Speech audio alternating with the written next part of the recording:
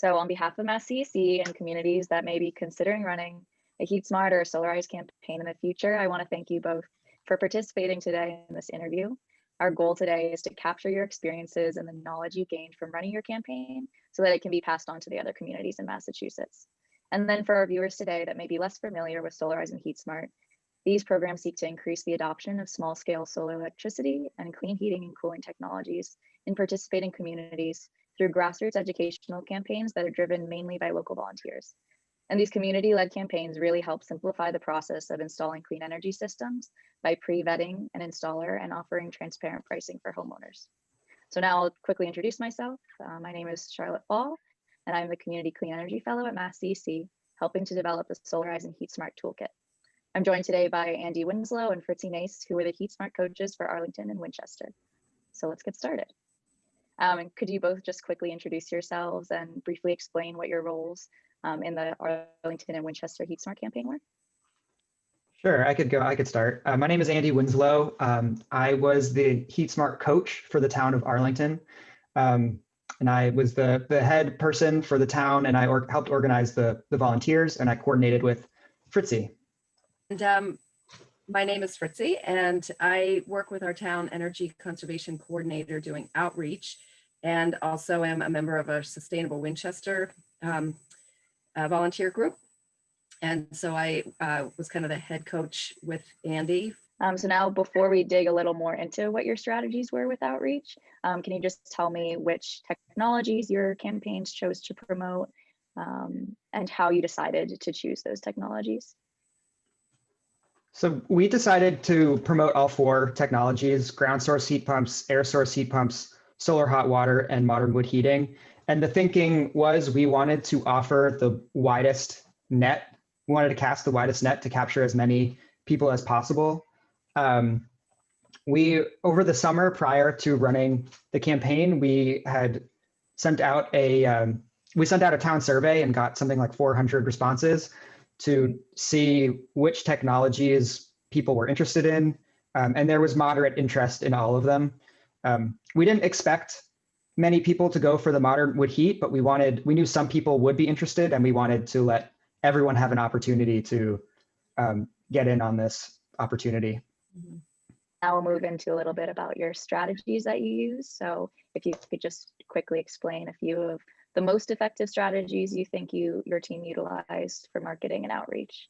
One of the biggest advantages was that we had both towns and volunteers from both towns. So every event was pretty much offered for both towns and had the support of the volunteers from both towns. So that was just a big advantage.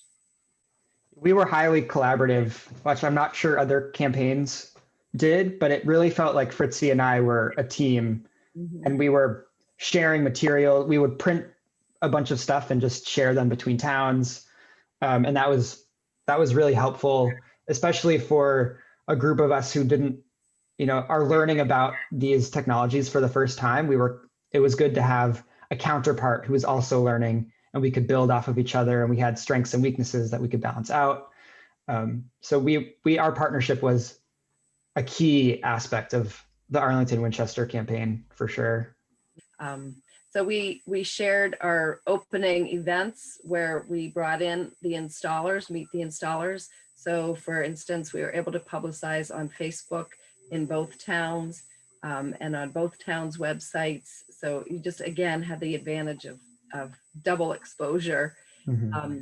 And we held events in both towns and invited people to either or both. And I would say those in-person events were really helpful to get things started. But then as time went on, a lot of it was, I would say, the open houses where people who had already installed some of these technologies were very gracious in opening up their homes and inviting people to come see what it looked like, what it felt like, what it sounded like. And answer questions, ask their questions about what was your experience, what did you run into? That, I think, was probably the most valuable thing. I think that pushed people over the edge from thinking about it to actually signing. I would say that we had three major marketing activities that we did that were really impactful.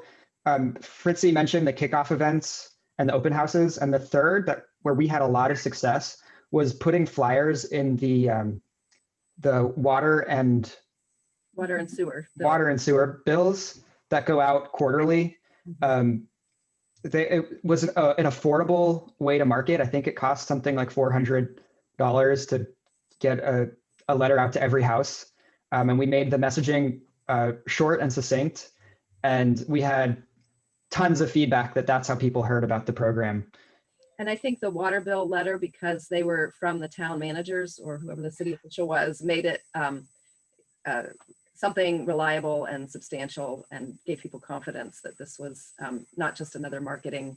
When you looked at a specific technology, did you have any challenges around promoting one or another of them individually?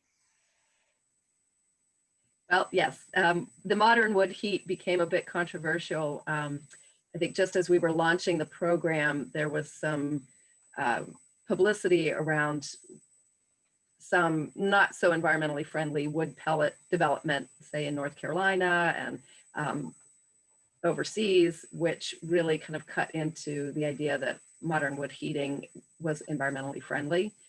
So that was definitely challenging. Do you think there were any challenges to running the campaign as a partnership between two communities? I didn't feel like we had any challenges as a collaboration. I thought it was very positive and it worked really well. I just think the benefits, I mean, part of it was Andy was a great co-coach to work with, and the town of Arlington was really enthusiastic. And so I think it kind of helped Winchester get more enthusiastic too. Winchester wouldn't be on its own. I don't want to diss Winchester. There were a lot of enthusiasm, but I think it was just a really positive collaboration. So now a little brainstorm kind of on your part. If you were running this campaign during COVID-19, so there's much less in-person interaction and the events that you held would probably be virtual. Are there any strategies that you would implement differently to run your campaign? I would say that we would have utilized social media more than we did. We really used it mainly for advertising an open house or an event that we were holding, but there's a lot of opportunities for sharing articles about the benefits of a renewable thermal or photos of units that you find around town that we could have done more with, but we didn't necessarily need to because we could go in person. And I think a lot of people feel like these technologies are very new and no one has them. But when you look, a significant number of people use them and are happy with them. So that sort of just snapping photos around town would have pushed the point of, oh, people have this in my town. My last question is, do you have any suggestions or tips that you would like to share with communities that are looking to run a HeatSmart campaign on their own? Yeah, I think that there are a lot of things that communities can do that don't cost anything. Like we were saying that the open houses were hugely impactful, and that's totally free. It's you pay with your time. And I think that if Mass CEC could provide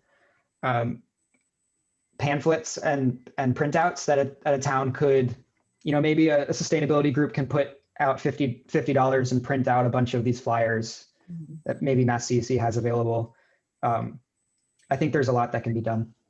I think also one of the things that we discovered in the Arlington-Winchester teams, we were really wanting to help people learn how to use particularly the heat pumps, and that there's just a lot of information online, but also I don't know if this is okay to say here, but the HeatSmart Alliance that has developed as an ongoing group is just really gathering lots of really good information. And the Green Energy Consumer Alliance, I think, also offers a lot of support. So I don't think any town would really be alone out there. I think you just might have to reach in a few different directions to find support and information. But I think there's a lot available online and in Massachusetts in our area. And thank you both for joining us today. That was really helpful. I think we gathered some great information to help communities in Massachusetts and maybe beyond in other states consider running their own program. Thanks.